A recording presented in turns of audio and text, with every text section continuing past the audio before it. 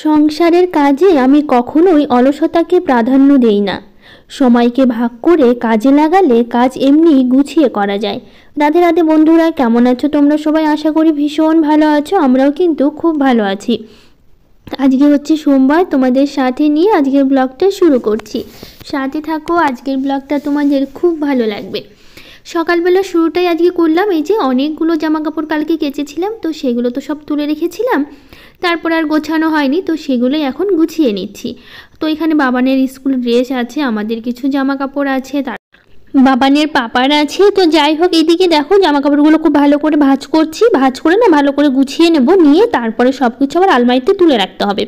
কিছু কিছু জামা কাপড় তুলে রাখবো, কিছুটা আবার হচ্ছে আলনাতে সাজিয়ে রাখবো, কারণ সব কটার আলমারিতে তুলতে হবে না, যেহেতু কিছু জামা কাপড় যেগুলো সবসময় পরা হয় সেগুলো তো সব বাইরে রাখতে হবে, সব কিছু আর আলমারিতে রাখবো না। তো এখানে কিছু জামা কাপড় সেগুলো আগে গুছিয়ে নিই, গুছিয়ে নিয়ে তারপরে বিছানা ঝাড় দেবো, ঘর বাড়িগুলো পরিষ্কার করব।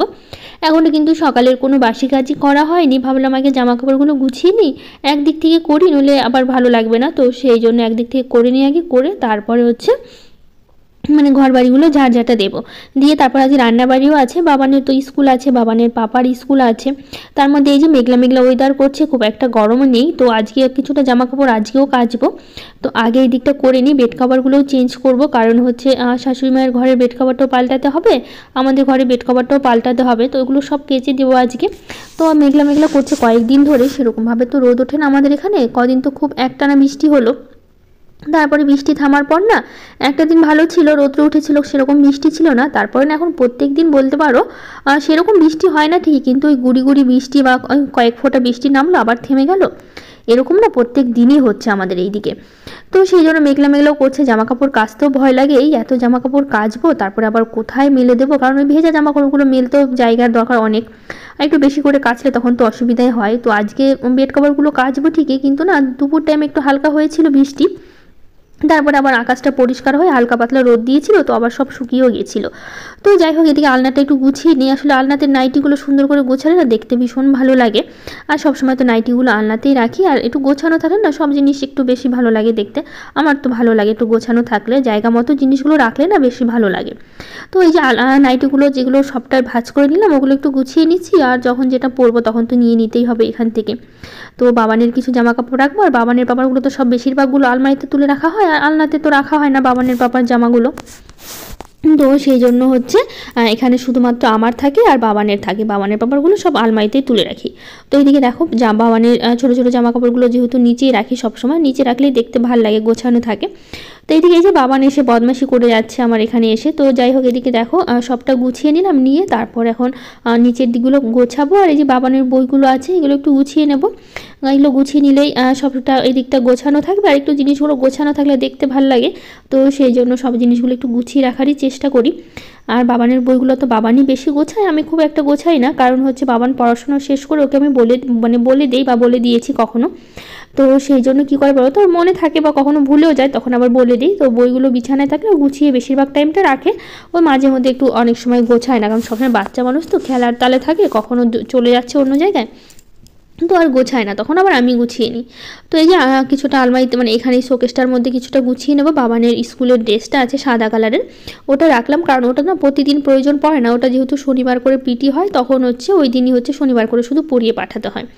তো সেই জন্য সারা সপ্তাহ তো সপ্তাহে একদিন লাগে, তো সেই কারণে ওইটা হচ্ছে শোকেসের মধ্যেই রাখি, ওটা আর হচ্ছে বাইরে রাখি না কখনো।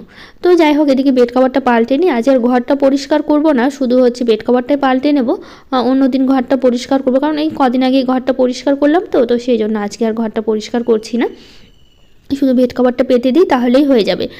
খাট আজকে আর কিছু মোছামুছি করবো না, কারণ ওই দিককার ঘরটা পরিষ্কার করব, যে ঘরে শোকেসটা আছে না, ফ্রিজটা আছে, ওই ঘরটা আজকে একটু পরিষ্কার করব। তো সেই কারণে ভাবলাম একটা ঘরে করি আজকে, এই ঘরটা না অন্যদিন করা যাবে, ওই ঘরটা করে রাখি, তো সেই জন্য ওই ঘরটা আজকে করব। তো ওই ঘরের ফার্নিচারগুলো শোকেসটা আছে আর ফ্রিজটা আছে, ওটা একটু পরিষ্কার করব, আর সাথে তো দরজাটা পরিষ্কার করেই নিই। তো এই দিকটা আগে করে নিই, তারপর ওই দিকটা যাবো, কারণ একদিক থেকে কাজটা করলে না কাজটা এগিয়ে থাকে, নইলে একটা ঘর অন্তত পরিষ্কার থাকুক, তাই না? তো ওই ঘরটা তো আবার সেই ধুলোবালি পড়বে, মোছামুছি করতে হবে, তো সেই জন্য আগে ভাবলাম এই ঘরটা করে নিই, তারপরে ওই ঘরটাতে যাব। আর এই বিছানার চাদর বিছাতেও অনেকটা সময় লেগে যায়, যেহেতু টান টান করতে হয়, আবার চারিদিকটা গুজেও নিতে হয়। তো এই যে দেখো, এদিকে বালিশটা আমি ভালো করে নিচ্ছি, আর কাঁথাগুলো আছে, কাঁথাগুলো একটু ভাঁজ করে নেবো। আসলে এই রাত্রেবেলা করে না ফ্যান চালালে যেহেতু মেঘলা মেঘলা করছে, তো রাতে একটু ফ্যান চালালে না হালকা একটু ঠান্ডা ঠান্ডা লাগছে, আবার ফ্যান অফ করলে গরম লাগে, আবার হচ্ছে ফ্যান চালালে হচ্ছে আবার ঠান্ডা লাগে। তো রাত্রেবেলা করে একটু কাঁথা, মানে ভোরবেলার দিকে একটু কাঁথা গায়ে দিতে হয়, তো সেই জন্য কাঁথাটা একটু খুলে মানে গায়ে দেওয়া হয়েছিল রাত্রেবেলা। তো ভাঁজ করে নিলাম, নিয়ে তারপরে চলে আসলাম এই ঘরে। তো গ্রিলগুলো একটু মুছে নিচ্ছি, কারণ গ্রিলগুলো খুব একটা ধুলো পড়েনি, কারণ প্রতিদিনই প্রায় এই বৃষ্টি হচ্ছে, তো হালকা হালকা সেরকমভাবে রোদ নেই, তো সেই কারণে ধুলো বালিও সেরকম নেই। তো অনেক সময় জানলাগুলো খোলা থাকলে রোদ থাকলে ধুলোগুলো উড়ে বসে জানলায় লেগে থাকে, তো সেই জন্য জানলায় খুব একটা ধুলো পড়েনি বৃষ্টির জন্য। তো এদিকে জানলাটা পরিষ্কার করে তারপরে যে দরজাটা করছি, কারণ দরজার ডিজাইনগুলোতে কিন্তু প্রচুর ধুলো পড়ে থাকে, তো সেই জন্য সেগুলো পরিষ্কার করছি। তো ওইগুলো করে নিয়ে তো ওর সংসারের কাজের শেষ নেই, একদিক থেকে করতে হবে, তো এটা আগে করে তারপরে ঘর বাড়িগুলো ঝাড় দেবো। তো ঘর বাড়িগুলো কিন্তু এখনও ঝাড় দেওয়া হয়নি, আগে এদিকটা পরিষ্কার করি, তারপরে এই যে তারপরে কলিংটা দিয়ে করছি। তো এটা দিয়ে ফ্রিজটা পরিষ্কার করলে বেশ সুন্দর পরিষ্কার হয়। তো এটা দিয়ে শোকেসের যে কাজগুলো আছে সেটাও পরিষ্কার করব। তো আগে এদিকে ফ্রিজটা করে নিই, তারপরে হচ্ছে ওই দিকটা করব। তো এই যে ফ্রিজটা বেশ চকচক করছে, আর সেই জন্য হচ্ছে করছে। আর তার মধ্যে যেখানে হাত দেওয়া হয় না ফ্রিজে, হাতের দাগগুলো বসে, তো মাঝে মধ্যে একটু পরিষ্কার করে নিই, তাহলে বেশ সুন্দর চকচকেও থাকে। তো যাই হোক, কিছু দিদিভাইদের কমেন্টগুলো পড়ে নিই। বনানী চক্রবর্তী দিদিভাই বলেছে, দিদিভাই তোমার বাড়িটা খুব সুন্দর, আর তোমার ঠাকুর ঘরটাও খুব সুন্দর। থ্যাংক ইউ দিদিভাই এত সুন্দর একটা কমেন্ট করার জন্য। আমারও খুব ভালো লাগে, আমার নিজের ঠাকুর ঘরটা আসলে নিজের পছন্দ মতনই সব কিছু করা হয়েছে। বাড়িটাও বলতে পারো, বাড়ির যা কিছু আছে, কালার থেকে শুরু করে টাইলস থেকে ঘরের ফার্নিচার যতটুকুই দেখছো, মানে ঠাকুরঘর থেকে শুরু করে সব কিছু কিন্তু সবটাই বলতে পারো নিজের পছন্দেই। মানে সাথে বাবানের পাপা তো আছে, মানে দুজনেরই বলতে পারো পছন্দে, কিন্তু বেশিরভাগটা আমার পছন্দের, মানে যেটা আমি পছন্দ করেছি সেটাই নেওয়া হয়েছে, সবটাই আবার নিজের পছন্দেরই করা। তো যাই হোক, এদিকে দেখো কাজটা খুব ভালো করে পরিষ্কার করলাম, আর এইদিকে কাচের মধ্যে জিনিসগুলো রেখে এত সুন্দর লাগে আসলে, এরকম মানে দেখা গেলে কিন্তু জিনিসগুলো ভীষণ ভালো লাগে। তো ভাবছি একদিন কয়েকটা কাচের গ্লাস নেব, কারণ কাচের গ্লাস কয়েকটা নিতে হবে। অনেক দিন ধরে ভাবছিলাম কি কাচের গ্লাস নেব, আর আমাদের এখানে বেশ মেলাও বসেছে একটা অনেক বড়। এর আগে তো মেলায় গেছিলাম, তো সেদিন আর নেওয়া হয়নি, তো ভাবছি আরেকদিন যাব। তো এই মেলাটা না রথযাত্রা পর্যন্ত থাকবে, প্রতি বছরই আমাদের এখানে মেলাটা আসে, বৈশাখী মেলা বলে। তো যাই হোক, মেলাটা অনেক দিন ধরে আছে, রথযাত্রা পর্যন্ত থাকবে মেলাটা। তো ভাবছি এর মধ্যে একদিন যাবো, কারণ রথযাত্রার মধ্যে তো যাওয়া হবে, মানে গেলেও না কী হবে বলো তো, প্রচুর ভিড় হয়, তখন মেলাতে একদমই ঢোকা যায় না। এখন যেহেতু 1 মাস ধরে মেলা হচ্ছে, তো খুব একটা ভিড় নেই, হালকা পাতলা ভিড় থাকে। প্রথম প্রথম একটু বেশি ভিড় ছিল, এখন যেহেতু 1 মাস ধরে চলছে, অতদিন ভিড়ও হবে না, মানে অত ভিড়ও হবে না। তো সেই জন্য ভাবছি একদিন যাব, গিয়ে কয়েকটা কাচের গ্লাস নিয়ে আসতে হবে। আসলে কাচের গ্লাসগুলো নেই, মানে আছে সেই অনেক দিন আগেকার, সেই মানে আমি বলতে পারো সেই বিয়ের সময় আমি কাচের গ্লাসগুলো পেয়েছিলাম, সেই গ্লাসগুলো এখনও আছে। তো সেগুলো না ভালো লাগে না, যেহেতু অনেক দিন আগেকার না, ওগুলো পছন্দ হয় না। তো সেই জন্য ভাবছি একটু সুন্দর থেকে কয়েকটা কাচের গ্লাস নেব। তো যাই হোক, এবার চলে আসলাম শাশুড়ি মায়ের ঘরে, বেড কভারটা পাল্টে দিলাম। তো এই বেড কভারটা বিছিয়ে দিলাম, তো নিচের দিকে না বেড কভারটা ঝুলিয়ে দিই না, কারণ এই চোখের সাথে না বালতি আছে এখানে একটা, কারণ হচ্ছে ওনার বাথরুমের জন্য রাত্রেবেলা করে বালতি দেওয়া হয়, তো সেই জন্য না ঝুলিয়ে দিলে মানে মানে অসুবিধা হয়। তো সেই জন্য হচ্ছে মানে বেড কভারটা একদম চোখের সমান করে দিই, যদি ঝুলে থাকে তখন আবার তোষকের নিচে গুজে দিতে হয়। তো ভাবলাম ওই সাইডটা গুজে দিলাম, আর সামনের দিকটা ওভাবেই বেশিটা বড় করলাম না। তো যাই হোক, ওটা পরিষ্কার করে সোফাটা একটু গুছিয়ে নিলাম, কারণ সোফাটা তো সবসময়ই গুছিয়ে মানে রাখতে হয়, নইলে একটু ওই বাবান সবসময় না সোফার মধ্যে লাফাচ্ছে, উঠে বসছে, তারপরে হচ্ছে শুয়ে থাকছে, একটু না মানে কভারটা একটু সরে নড়ে যায়, তো সেটা একটু ঠিক করে দিতে হয়। তো যাই হোক, এদিকটা দেখো আমি ঘর বাড়িগুলো ঝাড় দিচ্ছি এখন, কারণ সকালবেলা যা কাজকর্ম গোছানো ছিল, পরিষ্কার ছিল, সব করেছি, এখন শুধু বাসি ঘরগুলো ঝাড় দেওয়া বাকি আছে। তো এই যে ঘরগুলো ঝাড় দিতে দিতে সঙ্গে সঙ্গে যতটুকু পারছি, মানে যেগুলো একটু অগোছালো মনে হচ্ছে, সাথে একটু গুছিয়ে নিচ্ছি, টেবিলগুলো একটু ঠিক করে নিলাম, কারণ অন্য জায়গায় ছিল টেবিলগুলো বসা হয়তো অনেক সময়, তো এদিক ওদিক সরে থাকে, আর আমি না গোছালে তো গোছানোর কেউ নেই। আর এইদিকে বাবানের বাবা যতই সরে মানে এই জিনিসটা পরে থাকো, ও তো কখনো তুলে রাখবে না। একটা যদি জামা প্যান্টও নিচে পরে থাকে, ওভাবে পড়ে আছে না, ওখান থেকে যাচ্ছে আসছে হাঁটাচলা করছে, ঠিকই দেখতে পাচ্ছে ওটা পড়ে আছে, কিন্তু ওটা তুলে আর উপরে উঠে রাখবে না, ও পড়ে আছে মানে নিচেই পড়ে থাকবে যতক্ষণ না আমি গুছিয়ে রাখবো। তো আমার না ওরকম একদমই ভালো লাগে না, সব সময় চেষ্টা করি গুছিয়ে রাখার, জিনিসগুলো একটু গুছিয়ে রাখলে ঘরটা কত পরিষ্কার লাগে না বলো। কিন্তু এরা তো বোঝে না সেটা, মানে প্যান্ট খুলে রাখবে, জামা খুলে রাখবে, ওখানেই ফেলে রাখলো, ব্যাস হয়ে গেল, কখন আমি এসে গোছাবো তখন ওটা গোছানো হবে, নইলে ওভাবেই পড়ে থাকবে। তো যাই হোক এমনি অন্য অন্য কাজ করে, আসলে বাবার বাবা গোছাতে চায় না, অনেক কাজে হেল্প করে দেয় আমাকে, এটা ওটা কখনো ঝাড় দিয়ে দিচ্ছে বা মাছ তো কেটে দেয় সবসময়। তোমাদের সেটা বলি আমি সবসময় যে বাবার বাবা ছাড়া মাছ আর কেউ কাটে না, ওই সবসময় বড় মাছ হোক আর ছোটো মাছ হোক ওই বসে বসে একা একাই কাটবে, আমি খুব কম কাটি ওর সাথে সাথে, কারণ আমি না মাছ কাটতে পারি না আর ভালোও লাগে না, মাছের যে একটা আস্তে গন্ধ থাকে না ওটা আমার একদমই সহ্য করতে পারি না। তো সেই জন্য হচ্ছে মাছ আমার খুব একটা কাটা হয় না, বেশিরভাগ মাছগুলো আমাদের কেটেই নিয়ে আসে সবসময়, কিন্তু অনেক ছোটো মাছ তো আর কেটে দেয় না, ওই ছোটো মাছটা হচ্ছে আমাদেরই কাটতে হয়, যেহেতু বড় মাছটা সবসময় কেটে দেয়, ছোটো মাছগুলো কেউ কেটে দেবে না। তো ছোটো মাছে সেরকম মাছ খাওয়া হয় না, কারণ এই কাটার ইসে, কারণ আমি তো কাটতে পারি না, আর তার মধ্যে বাবার বাবা তো অতটা সময় পায় না সবসময় যে মাছ কাটবে বসে বসে, তো মাঝে মধ্যে হচ্ছে কেটে দেয় আর কি, তো মাঝে মধ্যে যখন নিয়ে আসে তখন কাটে। তো যাই হোক এদিকে ঘরগুলো ঝাড় দেওয়া হলো, তো এদিকে দেখো ওই দিকটা আমি সব কিছু করে নিয়েছি, তো ওই দিকটা ঝাড় দেওয়া শেষ হলো, তারপর চলে আসলাম বাইরে।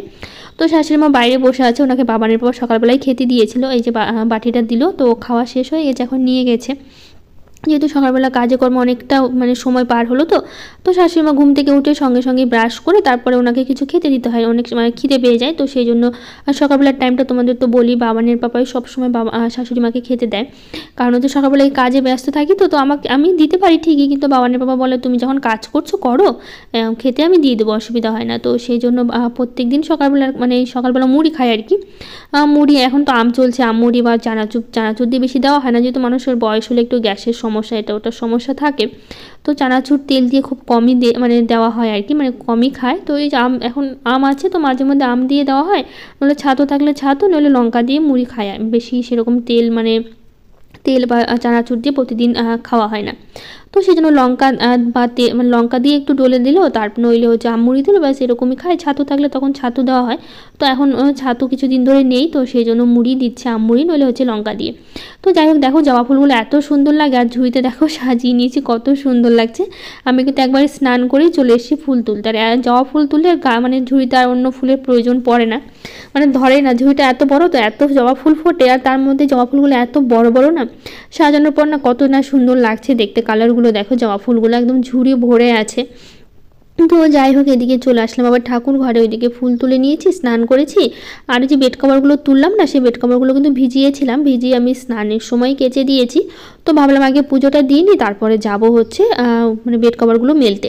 তো এদিকে পুজোটা আগে শেষ করি, তো দেখো এদিকে ফুলগুলো তুলে নিচ্ছি আমি, এগুলো কালকের ফুলগুলো ছিল, তুলে নিয়ে তারপর এখন আসনটা মুছে নিচ্ছি, নিয়ে তারপর ঠাকুর ঘরটা পরিষ্কার করবো, করে তারপর হচ্ছে ঠাকুরের পুজো দেবো। এইদিকে কিন্তু বাবানকে পড়াচ্ছে, তো ওইদিকে ওরা সকালবেলা উঠে বাবান হচ্ছে ব্রাশ করেছে, বাবানের পাপা ব্রাশ করে, আর সকালবেলা বাবান হচ্ছে একটু হরলিক্স খায়, তো এখন তো বাবানকে আর দিতে হয় না, ও নিজে নিজেই নিতে পারে, এখন যেহেতু বড় হয়েছে, আগে তো সবসময় আমরা করে দিতাম, তো এখন নিজে নিজে বিস্কুট দিয়ে নিয়ে তো নিজে নিজে বসে বসে একা একাই পারে নিতে, তো খেয়ে নেয়। তো খাওয়া দাওয়া শেষ করে ডাইনিংয়ে বসে বসে বাবানের পাপা বাবানকে পড়াচ্ছে, আর এদিকে আমি স্নান সেরে কাপড় কেচে তারপরে হচ্ছে ফুল তুলে এসেছি ঠাকুর ঘরে, এখন এই যে পুজো দিচ্ছি, ঠাকুর ঘরটা খুব ভালো করে তো পরিষ্কার করে নিচ্ছি, তো এখন এই যে ঠাকুরের চরণে ফুল দিয়ে সাজিয়ে দিচ্ছি, আর গাছে তো অনেক ফুল থাকে তোমরা জানোই, সেই ফুলগুলো দিয়ে পুজো দিতে কি অত না ভালো লাগে। আর নীলকণ্ঠ ফুলগুলো না অনেক ফুটেছে, ঘরের পিছনে লাগানো হয়েছে নীলকণ্ঠর গাছটা, সামনে একটা ছিল, গাছটা সেই আগের বারের ছিল, তো গাছটা শুকিয়ে যাচ্ছে, এখন আর মনে হয় না ফুল দেবে, কিন্তু ঘরের পিছনের গাছটা না বেশ বড় হয়েছে আর অনেক ফুল দেয়, তো সকালবেলা করে গিয়ে তুলে নিয়ে আসি, তো দেখো কতগুলো নীলকণ্ঠ ফুল তুলে নিয়ে আসি। আর এই যে জবা ফুল গাছে তো প্রচুর ফুল হচ্ছে এখন, তো দেখো কি সুন্দর জবা ফুলগুলো দিয়ে সাজিয়ে দিয়েছি, আর নীলকণ্ঠ ফুল দিয়েও সাজিয়ে দিয়েছি। তো যাই হোক এদিকে দেখো সুন্দর করে সাজিয়ে, তো আজকে প্রসাদে নকুল দানা দিয়েছি, প্রতিদিনই প্রায় নকুলদানা দেওয়া হয়, মাঝে মধ্যে কখনো হচ্ছে ফল বা এটা ওটা দেওয়া হয়, কারণ প্রতিদিনের নিত্য পূজায় তো নকুলদানাই দেওয়া হয়, তো নকুলদানাই দিয়েছি। তো যাই হোক এদিকে পুজো আমি শেষ করলাম করে, তো এদিকে দেখো কাণ্ড দেখো ওদের বাবার ছেলে মিলে কী করছে, বললাম না ওই পড়াতে বসিয়েছে, তো পড়াতে বসিয়ে কী করেছে, বাবান একটু দুষ্টুমি করছিল, তো বাবানের পাপা হচ্ছে পায়ে ওকে মেরেছে, তো একটু পায়ে আঙুলের বা একটু দাগ বসে গেছে, হয়তো লেগে গেছে, বুঝতে পারিনি যে এত জোরে লেগে যাবে, তো লাগার কারণে সেই ছেলের কি মন খারাপ কেজে দিয়েছে, তো সেই জন্য আসলে বাবানের বাবা একদম সেটা সহ্য করতে পারে না যদি ছেলে মন খারাপ করে থাকে, তো সেই জন্য দুজনে মিলে রাগ ভাঙানোর চেষ্টা করছে, দুজনেই না বাবানের পাপা বাবানকে রাগ ভাঙানোর চেষ্টা করছে, আমার দেখে এত হাসি পাচ্ছিল, বলছে প্রথমে মারবে, ধরো পড়াশোনা না করলে একটু বকাবকি করলো মারলো, এই মন খারাপ করলে একটু কেটে দিল, তখন আর ভালো লাগে না, তখন সেই ছেলেকে নিয়ে বসে পড়লো কী করে ছেলে রাগ কমানো যায়, কিন্তু আমি আবার এগুলো করি না, কারণ হচ্ছে আমাকে থেকে প্রচণ্ড ভয় পায়, ওকে মারার প্রয়োজন পড়ে না, আমি কিছু বললে সঙ্গে সঙ্গে শুনে নেয়, কিন্তু পাপাকে দেখে অতটা ভয় পায় না, তো তো সেই জন্য না বাবা মানে পেলে তখন হচ্ছে মানে খুব মজা করে পাপার সাথেই বেশিরভাগ সময়টা কাটায়, তো মজাটা বেশি করে, তো সেই জন্য খুব একটা ভয় পায় না। কিন্তু ওই যে কিছু বললে তখন খুব মন খারাপ হয়ে যায়, তখন তোর পাপার আবার ভালো লাগে না যে ছেলে মন খারাপ করে আছে, মানে কান্না করছে। তখন এই যে শুরু হলো আদর করা, কি করে ছেলের রাগ কমানো যায়। তো যাই হোক, এদিকে পুজো শেষ করে তারপরে এই যে কাপড়গুলো মানে বেড কভারগুলো কেচে দিয়েছিলাম, তো সেই বেড কভারগুলো নিয়ে চলে এসেছি। তো ওই যে ওই কালারের বেড কভারটা সেই সোফাতে বেছানো হয়েছিল, তারপরে না রেখে দিয়েছিলাম, আমার একদমই খেয়াল ছিল না যে বেড কভারটা কাচবো। তার মধ্যে তো একটানা কতদিন বৃষ্টি হলো, তারপরে কাচবো করে কাচা হয়নি, আর তার মধ্যে মানে সাইডে সরিয়ে রেখেছিলাম, তো ওই দিকে আর চোখ পাইনি, আর খেয়ালও ছিল না। আজকে মানে মনে পড়ে অনেক সময়, ধরো এমন সময় মনে পড়ে যখন কাচার সময় নেই, তো ওই এরকম করে পার হয়ে গেল এতদিন। তো ভাবলাম আজকে একদম মনে করে এই দুটো বেড কভারের সাথে ভিজিয়ে দিয়েছিলাম, তারপরে হচ্ছে কেচে দিয়েছি। তারপরে এদিকে চলে আসলাম এখন রান্নাঘরে, যেহেতু আজকে রান্নাবাড়ি আছে, স্কুল আছে, দুজনের ওদিকে পড়াশুনো করছে। রাগ ভাঙানোর পালাটা শেষ হলো, তারপরে রাগটা কমলো, তারপর এখন আবার পড়াতে বসালো। তো আজকে রান্নাবান্না না খুবই সিম্পল কিছু রান্না করবো, একটু ডাল করবো আর আলু করলা সেদ্ধ দেবো, আর একটু ডাঁটা চচ্চড়ি করবো সর্ষে বাটা দিয়ে। তো যেহেতু কোনো তরকারি করছি না, তো সেই জন্য আলুটা একটু বেশি করে সেদ্ধ দিচ্ছি, কারণ ডালের সাথে না একটু তরকারি বা সেদ্ধ একটু বেশি পরিমাণ না হলে না খেতে ভালো লাগে না। ডালের সাথে শুধু ভালো লাগে না শুধু ডাল খেতে, তো সেই জন্য একটু আলুটা বেশি করে দিলাম আর দুটো করলা দিলাম। তো এগুলোই আজকে ভাতে সেদ্ধ দিচ্ছি, তো এগুলোই আজকে রান্নাবাড়ি হবে। আর একটু ডাঁটা তুলতে যাব, তো সেই জন্য হচ্ছে ডাঁটাটা চচ্চড়ি করবো সর্ষে দিয়ে। তো আগে এদিকে ডালটা বসাই, তো আগে মানে করছি মটর ডাল, কারণ শাশুড়ি মা আমার মুসুর ডাল খান না, মুসুর ডাল কলাইয়ের ডাল এগুলো খায় না, মুগ ডাল আর মটর ডালটা শাশুড়ি মা খায়, তো সেই জন্য হচ্ছে করছি। তো এইদিকে দেখো আমার হাতে দেখতে পাচ্ছ কিনা দেখো লাল হয়ে আছে, জানো তো সেদিন রান্না করতে যে এত মানে পুড়ে গেছে, ফোসকা পড়ে গেছে, তারপরে আমার চামচে ওখানটা একদম পুরো লাল হয়ে আছে, কেমনই যেন লাগছে, আর এত মানে একটুতে লাগলে এত ব্যথা করছে, অনেকটা জায়গায় পুড়ে গেছে বলতে পারো।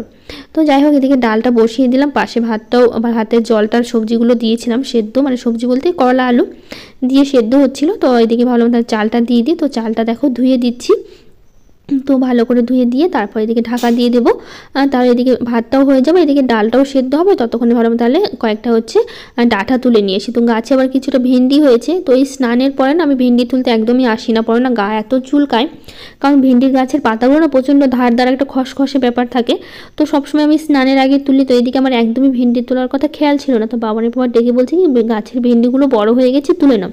আর ভেন্ডি না এত তাড়াতাড়ি বড় হয়, প্রত্যেক দিনই প্রায় তুলতে হয়, কারণ হচ্ছে না একটা দিন যদি তুমি রেখে পরের দিন তোলার কথা ভাবো, তখনই ভেন্ডিটা বুড়া হয়ে যাবে, তখন আর খেতেই পারবা না।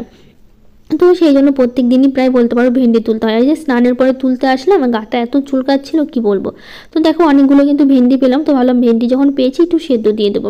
তো এখন কয়েকটা ডাঁটা তুলে নিই, এই যে বাগানের ডাঁটাগুলো, এই যে এগুলো না একটু শক্ত হয়ে গেছে, এগুলো কিন্তু সর্ষে বাটা দিয়ে চচ্চড়ি খেতে ভীষণ ভালো লাগে, তো সেই জন্য সেই ডাঁটাগুলোই হচ্ছে তুলে নিচ্ছি। তো যাই হোক, রিয়া দিদিভাই বলেছে সত্যি ভিডিওটা খুব ভালো লেগেছে, অনেক কিছু শিখতে পারলাম ঘরের কাজকর্মের ব্যাপারে। তো থ্যাংক ইউ দিদিভাই।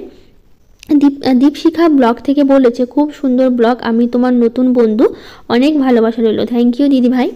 নন্দিতা বিশ্বাস দিদিভাই বলেছে খুব ভালো লাগে গো, তোমার বাড়ি কোথায় গো? তো আমার বাড়ি হচ্ছে মালদা ডিস্ট্রিক্টের গাজলে। আর সোমা দিদিভাই বলেছে আমি ফার্স্ট টাইম তোমার ভিডিও দেখছি, ভিডিও খুব ভালো লাগলো, আর তোমার বাড়ি কোথায়? তো আমার বাড়ি হচ্ছে মালদা ডিস্ট্রিক্টের গাজলে। তো থ্যাংক ইউ দিদিভাই এত সুন্দর কমেন্ট করার জন্য, এত ভালোবাসা দেওয়ার জন্য। অঙ্কিতা রান্নাঘর থেকে দিদিভাই বলেছে কালকে লাইভে তোমার সাথে কথা বলে খুব ভালো লাগলো। থ্যাংক ইউ দিদিভাই, আমারও তো ভীষণ ভালো লাগছিল যখন আমি তোমাদের সাথে কথা বলছিলাম, আর তোমরা এত ভালোবাসা দিচ্ছিলে, এত সুন্দর কমেন্ট করছিলে, সেই কমেন্টগুলো পড়ে তো আমার ভীষণ খুশি। তো যাই হোক, এদিকে দেখো ডাঁটাটা তুলে নিয়ে আসলাম, তো এদিকে ডালটা ফোড়ন দিচ্ছি, তো এদিকে ডাঁটাটাও কাটতে হবে, তো অনেকটা কাটা হয়ে গেছে, যেহেতু ডালটা সেদ্ধ হতে সময় লাগলো, তো সেই জন্য অর্ধেকটা প্রায় কাটাই হয়ে গেছে, আর কিছুটা বাকি আছে। তো ডালটা নামিয়ে তারপর হচ্ছে ডাঁটাটা বসিয়ে দেবো। এদিকে কিন্তু ভাতটা আমার হয়ে গেছে, ভাতটা নামিয়ে নিয়েছি, তো ভাতটা ওপর করে দিয়েছি, মাঠটা ঝরে গেলে তারপরে হচ্ছে সেদ্ধটা মেখে নেবো। তো একটু শুকনো লঙ্কা ভেজে তুলে রেখেছি, শুকনো লঙ্কা দিয়ে তারপর হচ্ছে সেদ্ধটা মাখবো। তো মন্টু দাস চ্যানেল থেকে বলেছে দিদি তুমি খুব সুন্দরভাবে কাজগুলো করলে, থ্যাংক ইউ দিদিভাই। দীপালি মণ্ডল দিদিভাই বলেছে তোমার বাড়ি কি মালদাতে আছে? গুরুজির ফটো দেখে বুঝলাম, হ্যাঁ গো আমার বাড়ি হচ্ছে মালদাতে। তো সুষমা রাজ অফিসিয়াল থেকে দিদিভাই বলেছে খুব সুন্দর লাগলো ভিডিওটা দিদিভাই, তোমার ফার্স্ট ব্লগটা দেখলাম, খুব ভালো লেগেছে, পাশে আছি দিদিভাই। থ্যাংক ইউ দিদিভাই, অনেক ভালোবাসা তোমাকে। তো এইদিকে দেখো ডাঁটা চচ্চড়িটা করছি, আর পাশে কিন্তু ডিমটা ভেজে নিয়েছি, কারণ হচ্ছে ডিম ছিল ঘরে দুটো, তো ভাবলাম বাবানের পাপাকে আর বাবানকে ভেজে দিই, তোরা তো আবার খেয়ে স্কুলে বেরোবে সেই জন্য। তো রূপালীনাথ দিদিভাই বলেছে আমার নামটা নিও গো, আমি রূপালীনাথ। হ্যাঁ গো দিদিভাই, তোমার নামটা আমি নিয়েছি, অনেক ভালোবাসা তোমাকে। তো আগের দিন ব্লগে আরও কিছু দিদিভাইরা কমেন্ট করেছে, আমি ঋতু, শ্রাবণী শট, পিঙ্কি দত্তপাল, রানী লাইফস্টাইল, সিম্পল বিমিতা, রিন্টি হালদার, রোমার family blog, Supriya blog, Monika, Chandrima Chattopadhyay, Soma Ganguly, সবাইকে থ্যাংক ইউ, অনেক অনেক ভালোবাসা সবাইকে। তো যাই হোক, এদিকে রান্নাবাড়ি শেষ করে না বাবানের বাবাকে বাবানকে ওদের খেতে দিয়েছিলাম। আজকে একটু কাজকর্ম করতে দেরি হয়ে গেল, তো প্রত্যেক দিন কী হয় বলো তো, রান্নাবাড়ি শেষ করে রান্নাঘর পরিষ্কার করে তারপর ওদের খেতে দিই। তো আজকে যেহেতু একটু দেরি হয়ে গেছে সে কারণে হচ্ছে ওদের হচ্ছে খেতে দিতে মানে দেরি, মানে তাড়াতাড়ি দিলাম, তো পরে ভাবলাম ওগুলো কাজ করব।